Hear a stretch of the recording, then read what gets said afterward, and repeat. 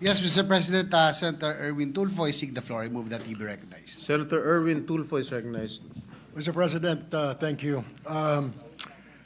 It's not interpellation, but rather a manifestation. I rise to make a manifestation, Mr. President, as the chairman of the Senate Committee on Games. I welcome the privileged speech of Senator Zubiri concerning the prohibition on online gaming and manifest my full support. Once the membership of the committee has been settled, we will conduct hearings to hear all sides. We will direct appropriate government agencies like the Department of Finance and PAGCOR to submit cost-benefit analysis, the foregone revenues from unregulated operations, as well as implications on employment, not to mention the social costs. Rest assured, Senator Zubiri, that we will investigate. As a matter of fact, this will be, Mr. President, our priority on our first hearing sometime next week regarding this matter, the banning of online gaming totally. Kasi kahit ako po, Mr. President, ay hindi po ako sang-ayon at ako mismo ay tumututol na magkaroon ng ban sa total online gaming dahil nakakasira nga po ito ng buhay ng mga Pilipino. So at this juncture, may I invite also Senator Zubiri to join the Committee on Games and Amusement para we will hear him and his side. That's all, Mr. President. Thank you very much. Thank you, Senator Erwin. Majority Leader. Yes, Mr. President, next to make an interpellation is Senator Lauren Legarda. I move that she be recognized. Senator Lauren Legarda is recognized.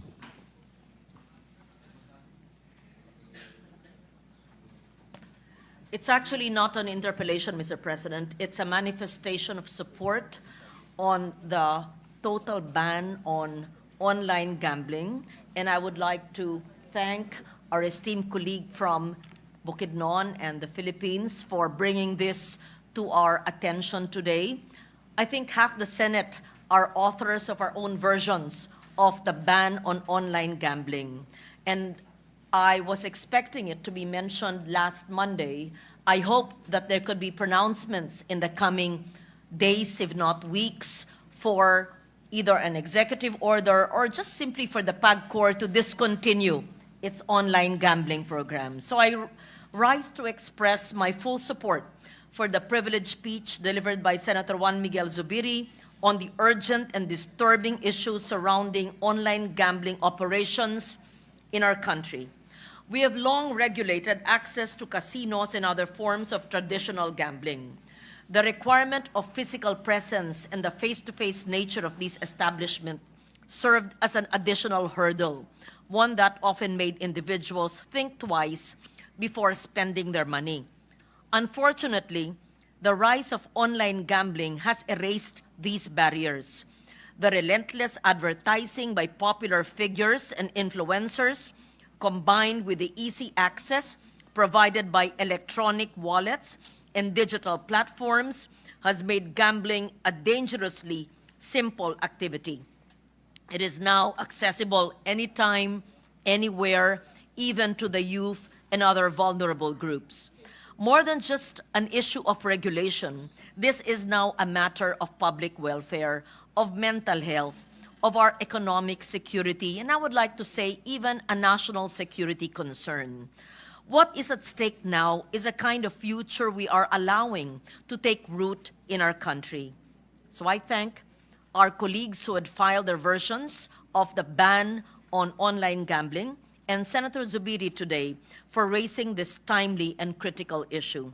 I express my full support for further investigations and legislative action that will reflect our duty to protect the Filipino people from systems that exploit the vulnerabilities for profit.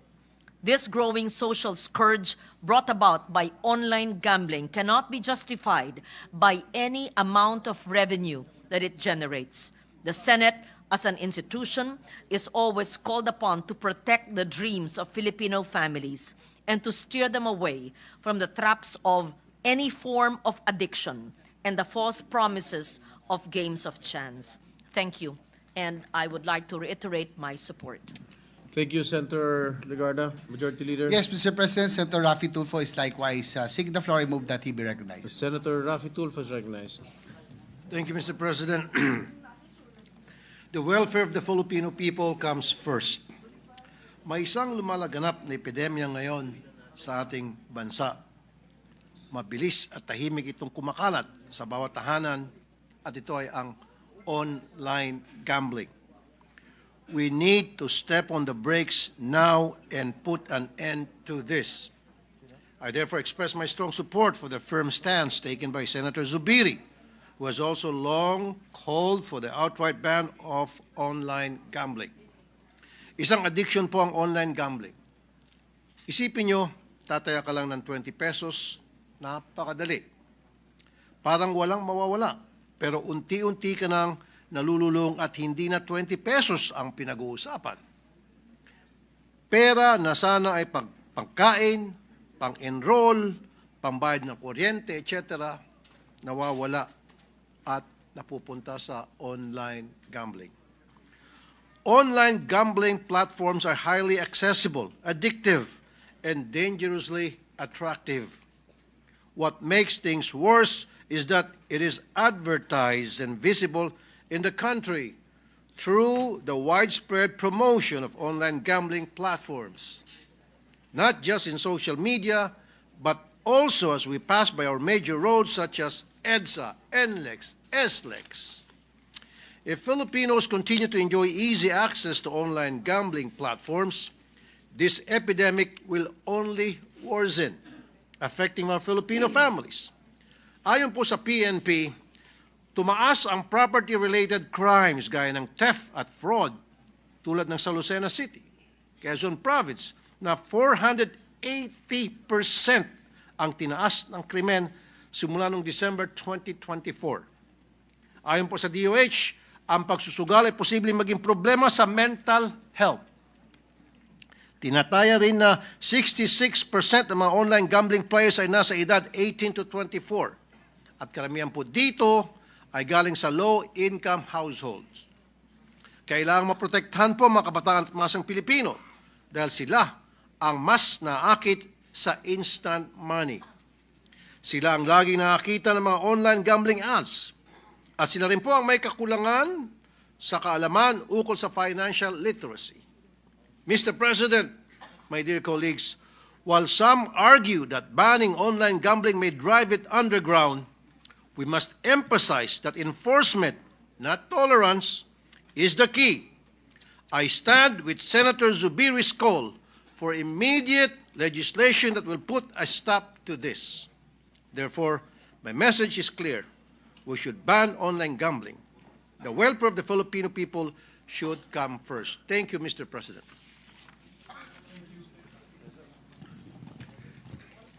Mr. President, the Deputy Minority Leader, Senator Risa Ontiveros, is also seeking the floor. I move that she be recognized. Senator Ontiveros is recognized. Incoming. Former. Recognized po ba ako, Mr. President, na magsalita? You were the majority leader was moved for your recognition. So I recognize you. Salamat kaayo, Mr. President.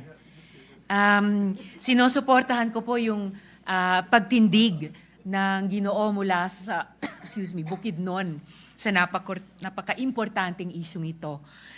Yung kontra-isugal bill na inihain ko, Mr. President, ay nagdedeklara sa online gambling bilang public health risk.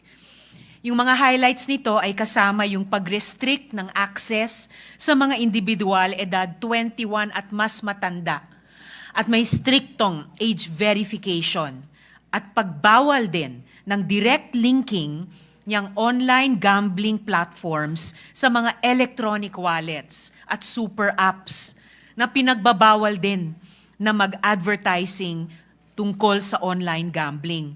At speaking of e-wallets at super apps, Mr. President, Ginoo mula sa Bukidnon, hindi ko rin maintindihan bakit hanggang ngayon tahimik itong mga entity na ito sa gitna ng kontrobersiya tungkol sa online gambling. Hindi talaga nakatulong na hindi binanggit ni Presidente ang online gambling sa kanilang SONA. Yung panukalang batas na inihain ko po ay nagmamandato ng isang National Online Gambling Self-Exclusion Registry at pinapayagan ang mga family members na mag-initiate ng player bans. Para i-mitigate yung financial harm, ang mga operators ay kailangang mag-implementa ng betting loss limits na kapag inabot yung betting loss limits na iyan, ay magti-trigger ng mandatory 30-day cooling off period. Dagdag dyan, itong kontra isugal bill ko ay nag-i-impose ng sweeping ban sa online gambling advertising, sa public spaces, sa traditional media ng TV, radyo at print, at sa digital platforms, kasama ng absolute prohibition sa sponsorship sa iba't ibang events. Ang isang 10% harm mitigation levy o sin tax sa gross revenues ng operators ay kokolektahin para magpondo ng treatment, awareness campaigns, regulatory enforcement at research. Nag-a-adapt siya ng public health approach sa gambling disorder. Kinikilala ito bilang mental health condition sa ilalim ng Mental Health Act. Nag-i-integrate ng treatment services sa benefit packages ng PhilHealth at nagsisiguro ng non-discrimination. Sa huli po, Mr. President, binaban ng panukalang batas na inihain ko ang government officials, employees, at uniformed service members sa online gambling at pinagbabawal ang campaign contributions mula sa online gambling operators na may malalaking penalties sa iba't ibang paglabag sa panukalang batas na ito o kapag naging batas na ito. Maraming salamat po, Mr. President, at muli, daghang salamat sa gentleman mula sa Ginoo mula sa Bukidnon. Maraming salamat po to my dear fellow minority member. And my Thank dear you, colleague. Senator Ontiveros. Majority Leader. Yes, Mr. President, next to interpolate or give a manifestation, Senator Francis Kiko Pangilinan. I move that we recognize. Senator Francis Pangilinan is recognized.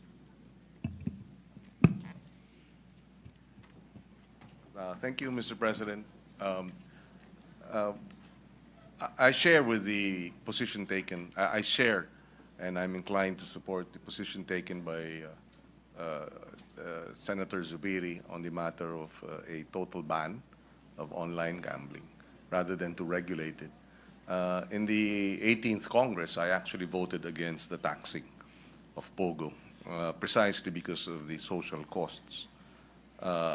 Plus, POGO affected primarily gamblers from outside the country. So if we banned POGO because of its impact and the social costs, precisely because the hearings revealed the kamadang sindikato ng mga POGO hubs.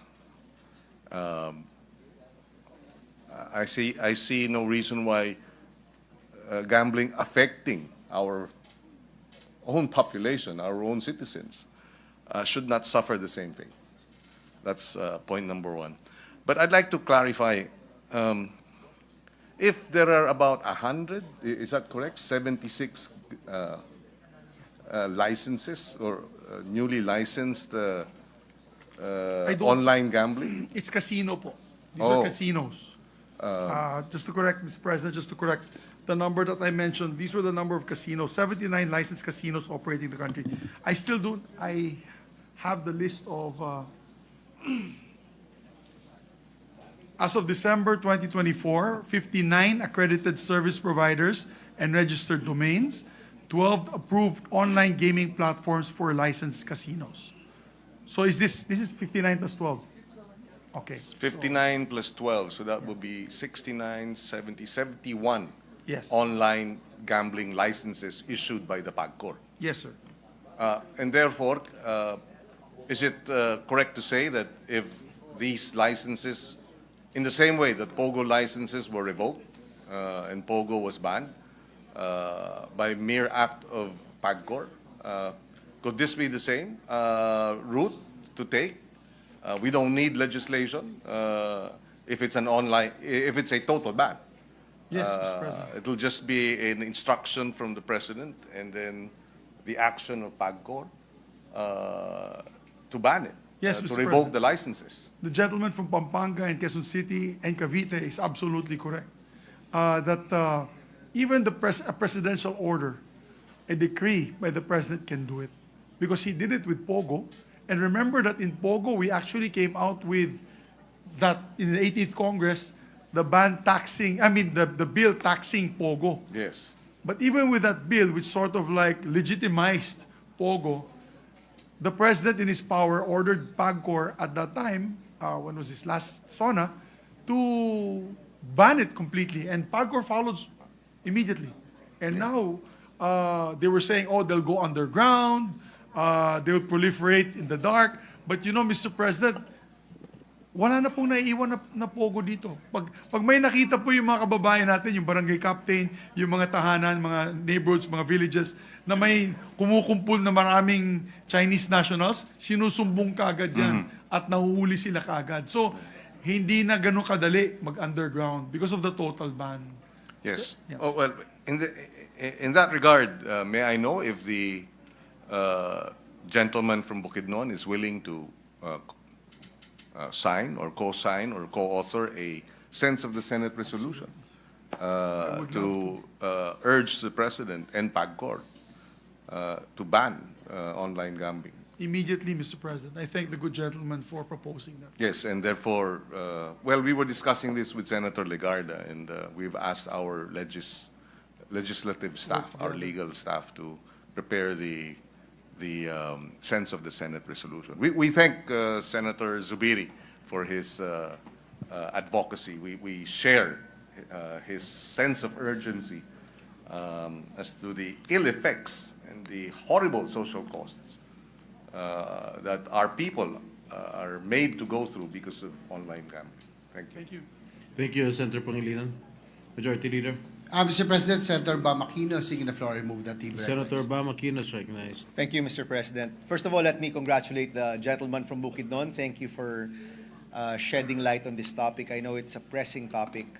Mr. President, I'm sure you're familiar with the statement of Cardinal Ambo David. No? Are you familiar with the statement? Yes? Where he said that if the logic is about the taxes that we are getting, then we might as well legalize shabu. Yes. No? Ang implication po kasi noon, Mr. President, is that he equates illegal drugs with gambling, no? May social cost siya pareho. So I take it, Mr. President, na kahit ano pang pera ang nakukuha ng gobyerno dito, is it worth the social cost of online gambling, Mr. President?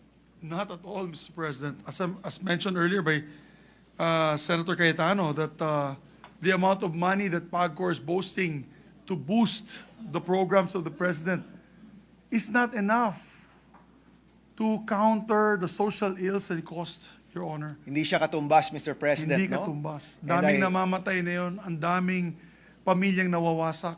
A lot of families are becoming, how do you say this, yung sa US, tinatawag nila na dysfunctional families. Dahil, and not only that, Mr. President, let me just add to the equation which I forgot to mention in my speech.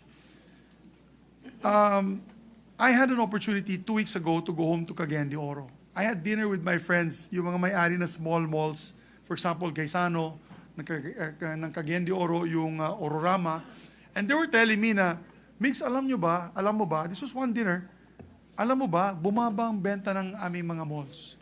And akala nila, they did research, Mr. President, akala nila yung pagbaba ng benta nila was because of online selling. Apparently, it was not online selling. When they further researched their sukis, yung mga suki nila, ba't di kayo bumabalik? Ang sagot ng mga suki nila, wala na kaming pambili dahil inubos na namin sa online gambling. In other words, yung disposable income nila, Doon naubos, Mr. naubos President. po. Instead of taking your kids to Jollibee for the weekend, ay ginamit na nila sa online games. Mr. President, let me backtrack a little bit. Ni po kasi ako familiar with the games, no? And I know that you did your research here. Gaano kadali mag-log on, Mr. President, yung from the time that you think about it to your first bet?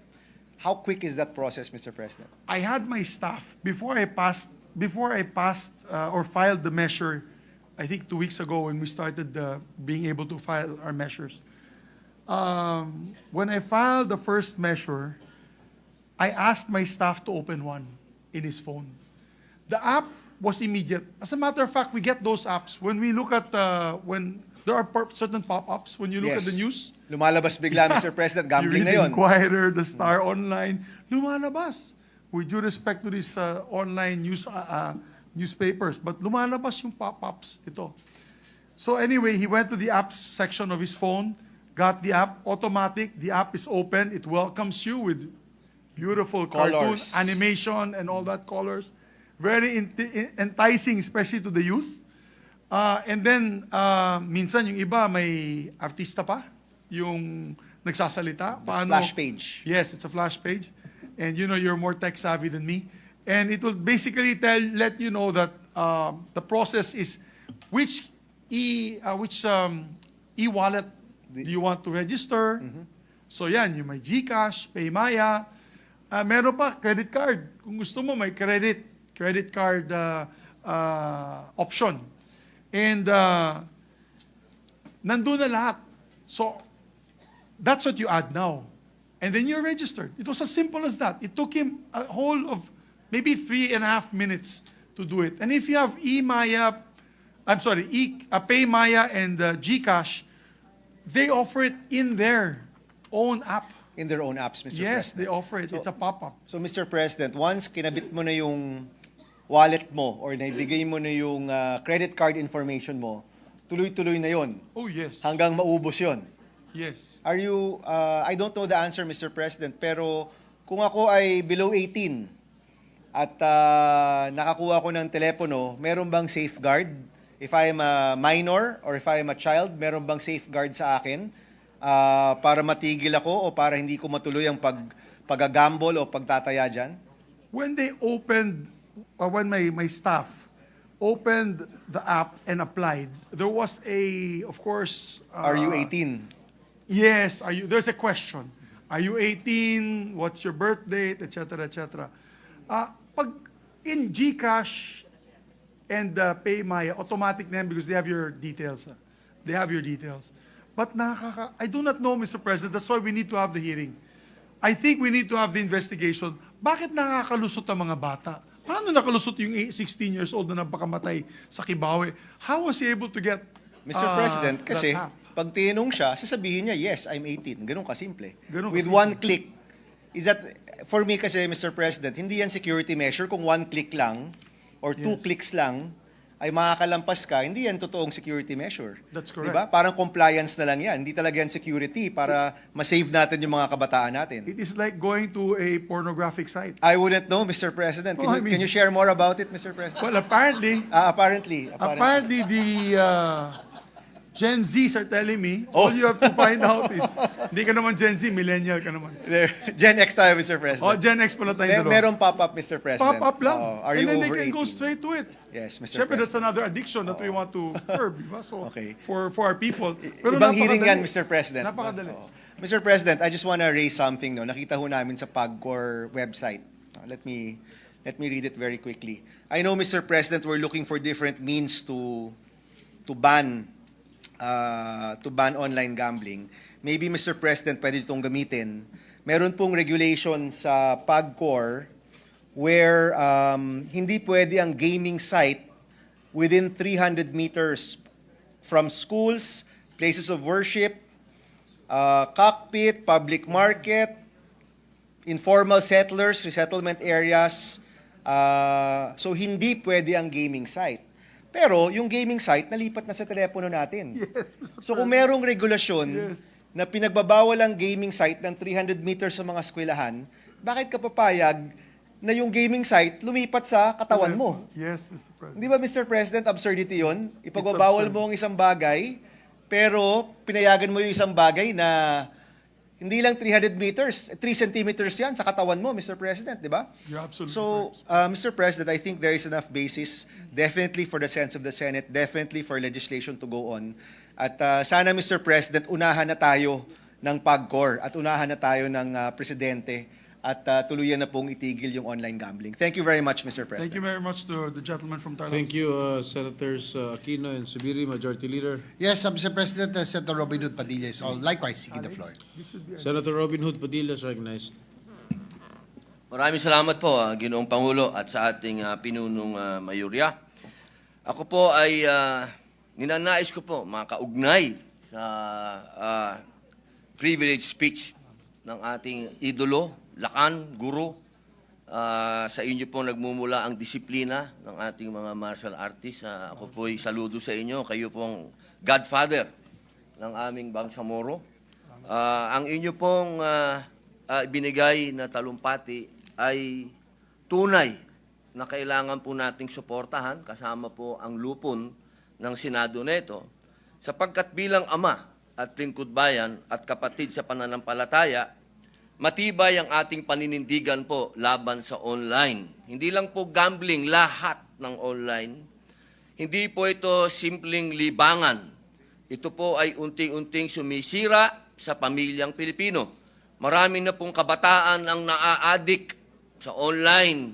Katulad po ng naging masayang usapan, pati po sa usapin ng pornography.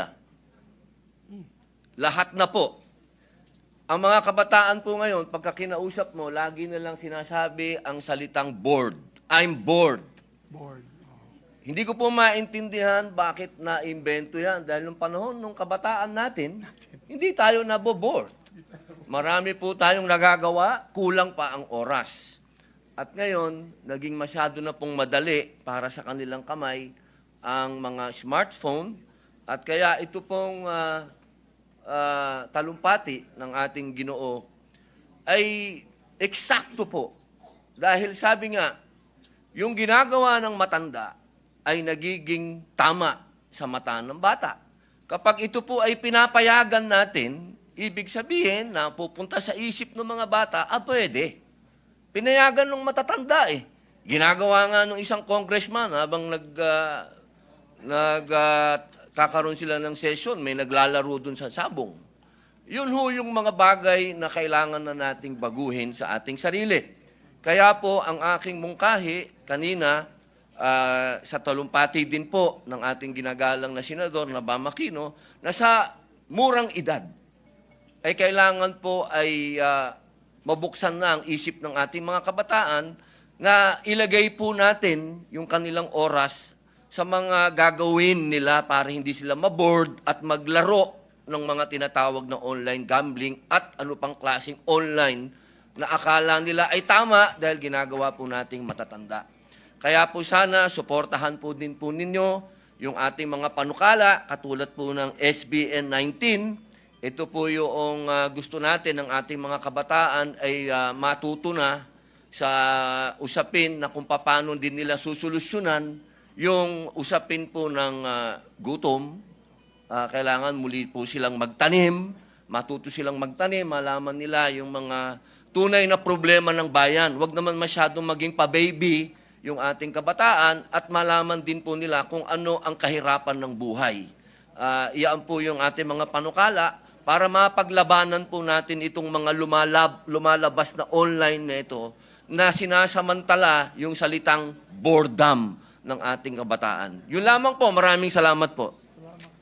Maraming salamat, Senator Padilla, Majority Leader. Mr. President, Senator Ronald Bato de la Rosa is likewise seeking the floor. Senator Bato de la Rosa is recognized. Thank you, Mr. President. to my dear colleague, Senator Mig Suberi, I rise to commend you for your timely and courageous privilege speech. And I would like to identify with your, when you shout, shame on you, people who are behind the proliferation of this online gambling. Oo. Allow me as someone who has dedicated decades of service to law enforcement and safety of our people to ask a few questions. Yes, of course. Isa sa mga anggulo nakikita natin, ang mga sikat na celebrity at influencer mismo ang nagpo-promote ng online gambling. Ngunit sa panahon kung saan nalalaman na lang natin sa mga balita, sa social media at maging sa ating mga kapitbahay at kakilala na napakarami ng nababaon sa utang dahil sa online gambling at nagpapakamatay pa yung iba. Hindi na natin kayang ipasawalang bahala lamang ang realidad na ito. Ang nais kong bigyan ng diin ay ang aking pagkabahala kung ano ang magiging impact nito sa ating national security at sa moral fiber ng ating lipunan, lalo na ang mga kabataan. Mr. President, would the good sponsor yield to a few questions? I would be honored, Mr. President, to yield to my distinguished colleague from Mindanao for a few questions. Thank you, Mr. President. May I ask, based on your recent findings, how widespread is the online gambling now across the country? May mga particular bang rehiyon o probinsya kung saan mas malala ang problemang ito? Parang ang nakikita po namin online, kasi kaya nga papatawag po tayo, Mr. President, ng hearing to get the official statistics. Pero yung nakikita ko online is umabot na ng 5 to 7 million Filipinos ang naglalaro sa online gambling. That's almost 6% of the population. At ito'y 24/7, no? O 24/7. Dumadami po. 2023, yung numero ay parang 3 million lamang. Naging 7 million in 2025. 2025, I've just got new statistics from my staff. It's 30% na daw ng adult population. And this will be statistics that we'll be presenting in the hearing. Kung saan galing itong mga statistics na ito. Dapat nga yung PSA, yung ating national surveyor, yung ating PSA, the agency involved in surveying the populace, should make that as one of their questions when they go house to house. Kasi para malaman talaga natin kung sino bang sumasama dyan. Pero malalaman natin yan, Your Honor, pag matawagan natin yung mga e-wallets. Kasi sa e-wallets, yung mga members nila, for example, ang alam ko, GCash has about 80 million users eh. Yung PayMaya, mga 40 plus million users. Pwede natin silang tanungin sa mga users nila, ilan hook up sa online gambling. In fact, we were able to ask the same question during the Isabong hearing that we conducted, right? Correct The po. PMaya and GCash, Yes. they responded to our questions. Yes. So, thank you, Mr. President. Currently, we are aware that there are legal online gambling sites with licenses from PAGCOR. However, we also receive reports that there is a proliferation of illegal online gambling sites. Have we identified the major syndicates or operators behind these illegal gambling activities?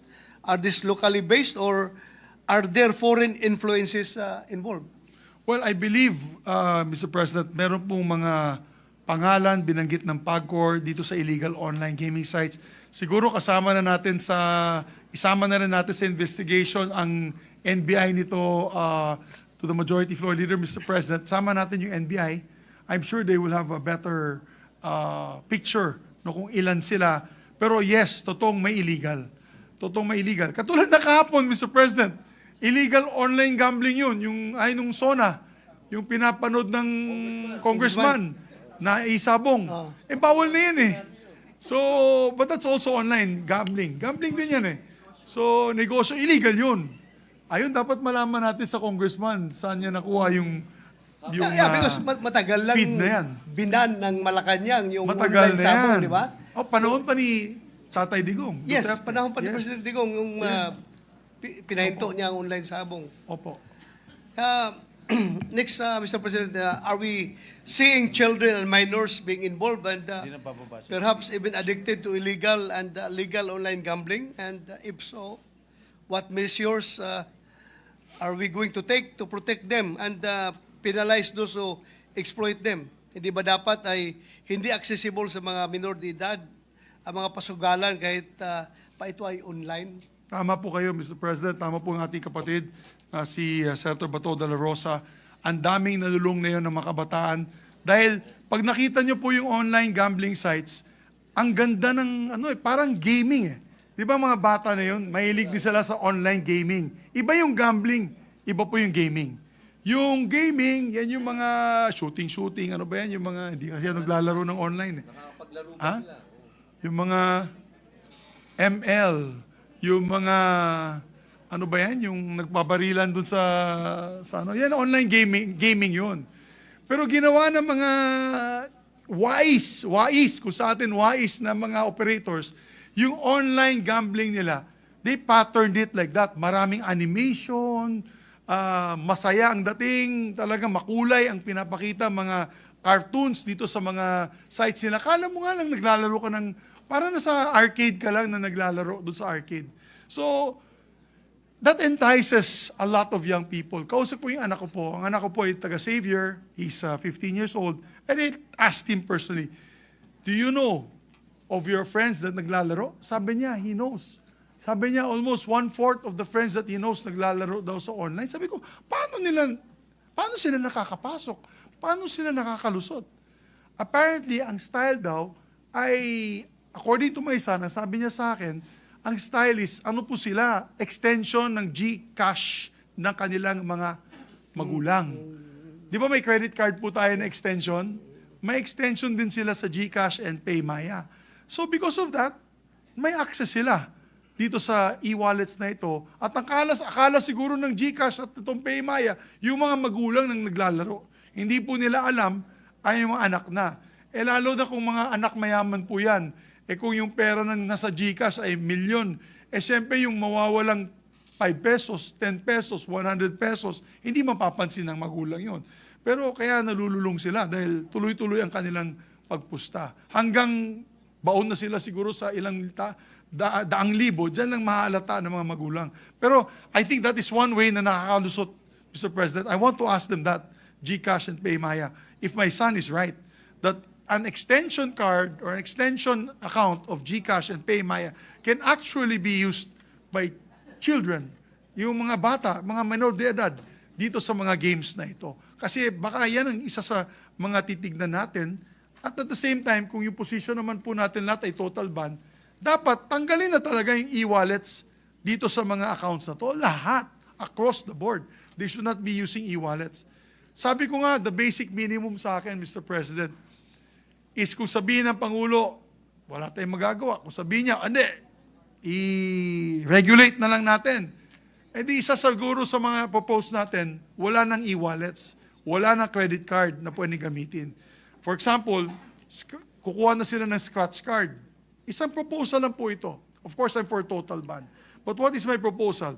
They can go to an outlet, bibili sila ng scratch card na may code, at doon lang sila pwedeng lumaro. Hindi na pwedeng sa bahay mo, hindi na pwede sa kubeta habang nakaupo po kayo, hindi po pwedeng sa loob ng inyong opisina na naglalaro dyan. Kailangan mo talaga kumuha physically nito mga scratch, parang bingo. But even with that, makakalusot pa rin yung mga kababayan natin. Kaya ang panawagan po natin ay total online banning na. We had this argument many times, Mr. President. Alam po ni Senator Bato ito, maraming kumontra na iban ang Pogo. Ang sabi pa nga, binanatan nga ako sa isang radio station, radio program, tayong dalawa. Kaming dalawa ni Majority Leader Joel, na talagang isang oras, hindi ko na babanggitin, dalawa po sila. Bumabanat sa amin na, paano nyo papakainin yung 20,000 na empleyado nitong grupong ito paano nyo papakainin yung ganitong klaseng group, ilang libong empleyado na isang pogo na ito? Eh, tingnan mo nangyari. Naka-transition naman po sila.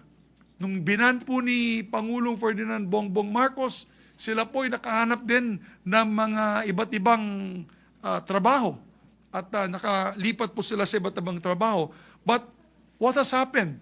Hindi na po natin nakikita mga sindikato nag-operate dito. Alam po ni Senator Bato yan because he and I are one heart lang po kami sa mga nagalit po kami sa mga nagsispiya sa ating bansa, espionage, in the guise of being pogo workers, yung mga triad, in the guise of being pogo workers, kinikidnap po nila yung mga kapwa nilang Chinese at pati na rin yung mga Pilipino, yung namatay ngayon sa pagmamayari nitong manufacturing plant na Filipino-Chinese na pinatay, nakarumal-dumal ng pagpatay sa kanya.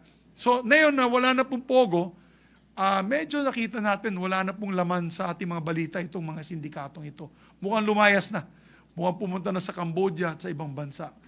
Kaya, I believe, Mr. President, if we are sincere in stopping this addiction, because it is now an epidemic of epidemic proportions. Imagine, I would hate to say this, but will we have to wait for another year for the next one of the president to hear him say something about this? I'm appealing to the president, if his people are listening or if he's listening to this, Mr. President, please give us guidance on this epidemic. How can we stop this epidemic from engulfing our whole country and our nation and our people with this cancer of society, Mr. President? So, Mr. President, how do you propose to go about this? Because I think, if I may suggest, it is better that before we express the sense of the Senate, we have to have first committee hearings Yes. regarding this issue, so that we can be supplied with data and other informations coming from the relevant agencies and other stakeholders, so that the sense of the Senate will be supported with the data, and it will be very strong if we are going to do that. So that's Tama just po kayo. my proposal, Mr. President. Tama po ang ating kapatid sa taga Mindanao, Mr. President, Senator Bato de la Rosa. And I believe magkakaroon yata ng hearing na po si Senator Erwin Tulfo next week. Ang request ko nga po sa Majority Leader, our Majority Leader, may I request that I think final naman that I may be made Chairman of the Committee on Economic Affairs. I don't want to preempt. But if possible, at the end of my speech, you can refer to the committee of Senator Erwin and my committee kasi may economic implications din po yan eh. What's the loss to government revenue? At the same time, what is the impact on the economy of our country? Thank you. Thank you, Mr. Thank you, President. Thank you, Senator Soberi. Thank you very much, Thank you, sir. Thank you. Thank you, Senator De La Rosa. Only one question, if I may, Senator Zubiri. Please. Yes, sir. Yes, sir. Yes, Mr. President. What is the reaction of the CBCP regarding this issue? Who sino po? CBCP daw. CBCP. They're very supportive. As a matter of fact, Bishop David, Cardinal David, sorry, my apologies. Cardinal David has already come out stating that they are not in favor of regulation but a total ban. As a matter of fact, sinabi nga ni Senator Bam Aquino kanina na ang regulation lang po, ang kikitain ng PAGCOR ay hindi katumbas na mangyayaring social ills sa ating mga kababayan. As a matter of fact, he likened it to saying that if you're going to regulate e-gambling, you might as well regulate shabu and make money out of shabu. Kasi yan daw ang parang analogy niya na at dadaming gumagamit ng shabu, lalong dadaming gagamit ng shabu, lalong lalala ang sitwasyon sa ating bansa. So parang sinasabi niya that regulation will not work, Mr. President. Okay, thank you, Senator Zubiri. Thank you, sir. Majority Leader. Mr. President, next to interpolate or make a manifestation is the gentleman from San Juan, Senator J.V. Ejercito. I move that he be recognized, Mr. President. The good one is recognized. Thank you, Mr. President. First of all, I'd like to commend our brother, our colleague, our seatmate for standing up regarding this clear and present danger, I would say. Nagsalta na po ako, Mr. President, na kamakailan na the problem of online gaming or online gambling right now is worse than Pogo. At least po yung Pogo, pera po ng banyaga, pumapasok dito, kaya lang, nagamit nga lang po yung Pogo sa krimen dito, pero pera po nila. Ang problema sa online gambling, Mr. President, we are victimizing Filipinos. Pera po ng Pilipino, lalong-lalo na po, yung mga mahihirap, na pa 10 piso, sa halip na may maipon sila, ay naubos. So I'd like to commend Senator Mig Zubiri, our colleague, for standing up for this very hot issue, I would say, that needs our attention. Ngayon lang po, Mr. President, kakukuha ko lang sa news, no? Philippine gaming industry posted 214 billion in gross gaming revenues in the first half of 2025. A 26% increase from a year earlier.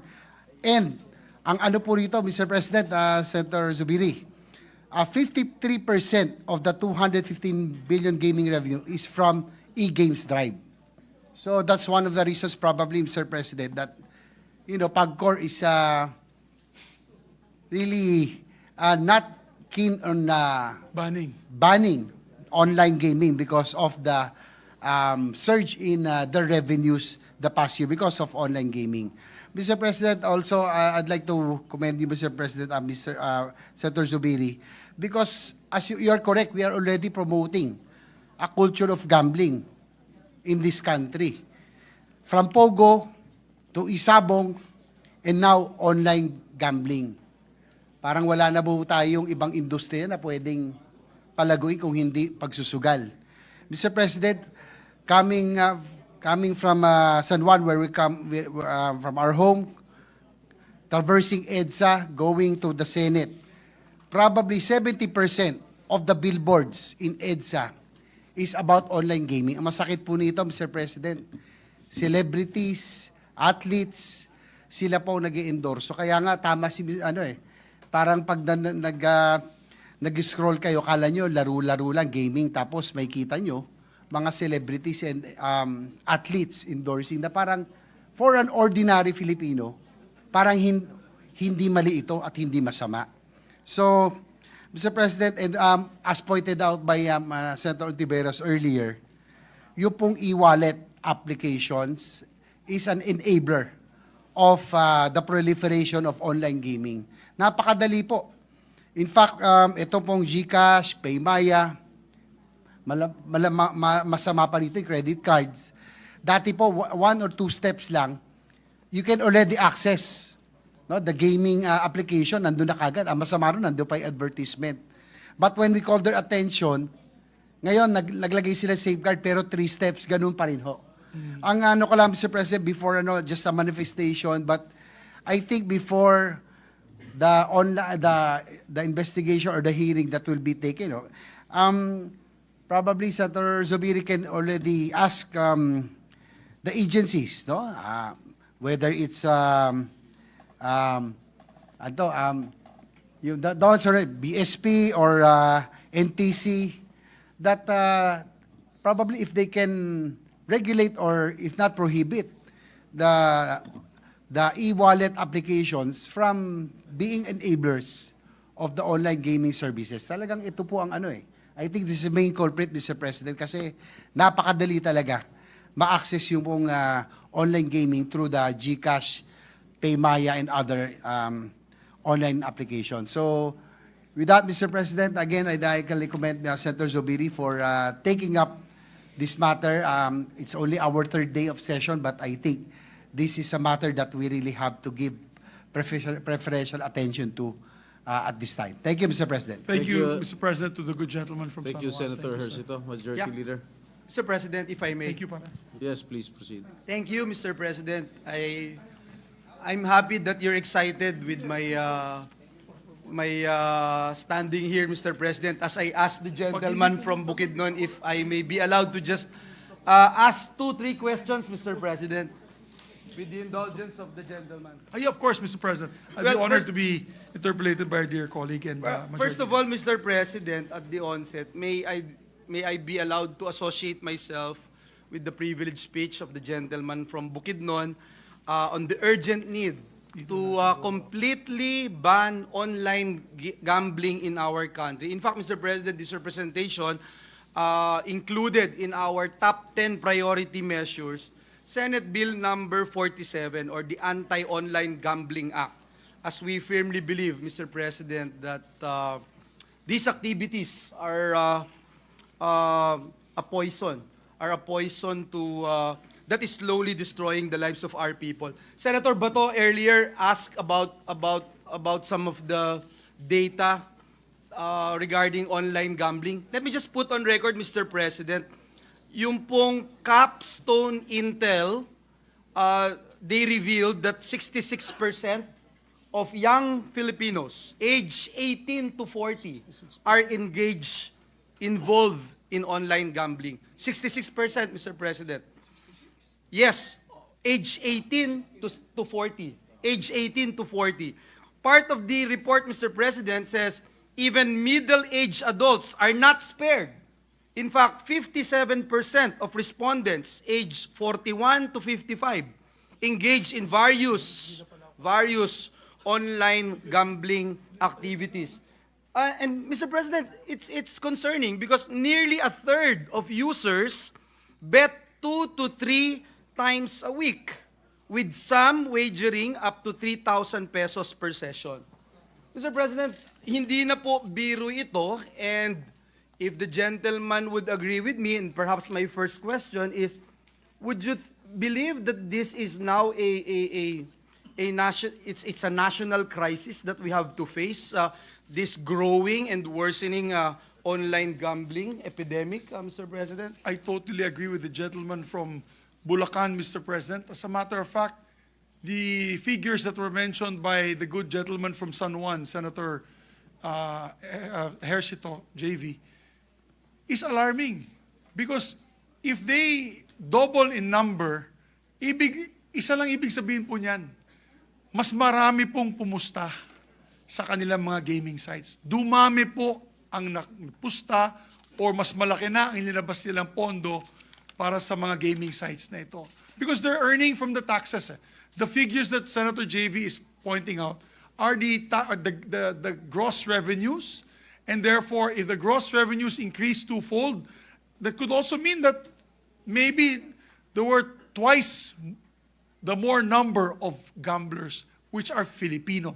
Hindi po to Pogo, hindi po to Chinese. Ito po ay Pilipino, mga kababayan po natin ito. And that's the problem, Bisaya, Ilocano, Tagalog, Mr. President, that Filipino. is the problem. Because for me, ever since I became a member of this August Chamber, I always ask, what is really the policy of the government when it comes to gambling? Pagka dumaan sa Kongreso, binigyan ng imprimatur, it becomes legal. Pag hindi, illegal. Now, who is the state regulator? PAGCOR. You look at PAGCOR, perhaps it's only in the Philippines, Mr. President. PAGCOR is the regulator, at the same time, PAGCOR is the operator. In fact, in our hearings here in the Senate, I remember the PAGCOR chief made mention that they intend to end that dual role of being operator and regulator at the same time. But that was 2023, Mr. President. Until now, I don't see, Mr. President, maybe I'm wrong, maybe the gentleman from Bukidnon would have some information about this as to where is PAGCOR going? Are we, as policymakers, are we still going to allow this, Mr. President, na yung bankero, siya din ang magpupuli sa kanyang sarili. Yung operator, siya din yung regulator, Mr. President. Yan ang masama, Mr. President. Katulad yan, Mr. President, I just want to put on record, I don't know if you've seen it in the news articles, PAGCOR Employees Association, lahat ng empleyado ng PAGCOR, tutol sa online gambling. Can you imagine that, Mr. President? We have it. I actually mentioned it during my press conference. I showed the press release. If you go online now and check in the news, PAGCOR Employee Association, tutol sila sa online gambling. Siguro, dahil apektado din yung mga pamilya nila. Kasi alam naman nila dati hawak ng Pagcor casino lang. So di ba kung bawal ang kawani ng gobyerno pumunta sa casino. Yes. Ngayon lahat na pwede maglaro. Kawani ng gobyerno, babae ka man, lalaki ka man, matanda ka man, bata ka, lahat na pwede maglaro. This is all bets off. You can now play. Or sorry, rather, all bets are on. And that's why, Mr. President, would you agree with me that this is worse than Pogo? Oh, Mr. President, 10,000 times. when Mr. we were President. tackling Pogo here in this August chamber, everyone, overwhelming members of the Senate, abhors the operation of Pogo. And now, I'm glad, Mr. President, indeed, hope springs eternal. I have seen majority, overwhelming majority of this August chamber standing up and saying they are in support of banning online gambling. I was able to talk to our chairperson of the Senate Committee on Games. He made a lot of examples, Mr. President, including, Mr. President, those who actually committed suicide Yes, because of being addicted to gambling. Because this is definitely not entertainment, Mr. President. This is addiction. Yes, Mr. President. We have heard so many stories, not only in my province, Mr. President, na may nagpakamatay, Mr. President. May pulis po doon sa Bulacan, sa San Miguel, hinold up yung LBC kasi lulun na po sa online gambling. Meron pong 14 years old din na bata na biglang may utang na kalahating milyon. Hindi ko alam paanong nangyari yun. And so I go, Mr. President, with BSP as regulator naman ng mga digital wallets, Mr. President. I remember when BSP was talking about their... Mr. President, before we talk about BSP, Yes, please. Yes, may I please. just add to the information, and this is close to the heart of my dear colleague and Majority Leader, Senator Joel. I forgot to mention in my speech again that isa sa mga, yung pinakamaraming comment dito sa pag-file natin ng online, anti-online gambling was the OFWs. Yes. Alam nyo po, and I know this because our good gentleman from Bulacan, not only is his kababayans from Bulacan are members, many members of them are working in other countries, or many kababayans of his is working in other countries, but also even in his church, which is all over the world. They would complain na galit na galit po sila dahil grabe yung pagtrabaho nila, 24 oras, nagsasakripisyo, malayo sa pamilya. Tapos pagdala po nilang munting 1,000 piso, 2,000 piso, 5,000 piso sa kanilang pamilya, nauubos daw na kanilang partner doon sa Pilipinas or dito sa Pilipinas or kanilang pamilya sa online gambling. So, napakakawawa naman ang ating mga OFWs. I cannot explain the emotions that I've got with all these messages from our OFWs, giving us sad stories about what is happening to their hard-earned income. Hard-earned income. Thank you, Mr. President. I know that the gentleman from Bukidnon had a lot of first-time experiences, Mr. President, meeting our OFWs. And alam natin, Mr. President, yung hirap nila, tapos dun lang mapupunta sa sugal. Mr. President, balikan ko po yung sa BSP kasi may dinrap sila na rules prohibiting the association of digital wallets with online gambling. Ang Pagcor po, nagbigay din ng anunsyo at sinabi na they were actually somehow warning BSP from giving this kind of warning, Mr. President. As they say, and I quote it, Mr. President, from Pagcor, it will dampen the growth of the sector. Tama ba, Mr. President, na pati ito, pakikialaman ng Pagcor yung powers ng BSP to regulate itong mga e-wallets, especially with regard to online gambling? Alam mo, nakakalungkot, Mr. President. All I can say is nakakalungkot ang posisyon ng Pagcor dyan. Parang binabaliwala po nila yung social ills. Parang alam naman siguro, I don't know, kaibigan ko naman si Chairman Altenco, is the officers of Pagcor that, what's a diplomatic word for kapal mukha? Dense. dense in a nice diplomatic way with the pleadings of our people na tigilan na to. Sabi nga nila, meron naman daw hotline, pwede naman daw kayo tumawag at ibaban daw, disconnect ang cellphone. Let's say may asawa po kayo or anak na lulong sa online gaming, you can call a hotline and they will automatically daw remove that person from the online gaming sites. All that person has to do is get another phone, another SIM card, and then continue the whole cycle of gambling. So hindi ko talaga maintindihan ang PAGCOR. Siyempre gusto nila magpayabang sa presidente na malaki pong income nila. But at what cost, Mr. President? At what cost? Yes, I'm happy they're giving funds, more funds to sports. I'm happy they're giving more funds to the classroom building program. Pero at what expense, Mr. President? Can't we do it? Can't we find other ways, other means, like efficient tax collection, like stopping of smuggling of agricultural products? Can't we not do that instead of just focus or create more jobs, manufacturing? Ang mangyayari po, dahil nga sa utang, ang dami natin mga kababayan, umaalis sa kanilang trabaho.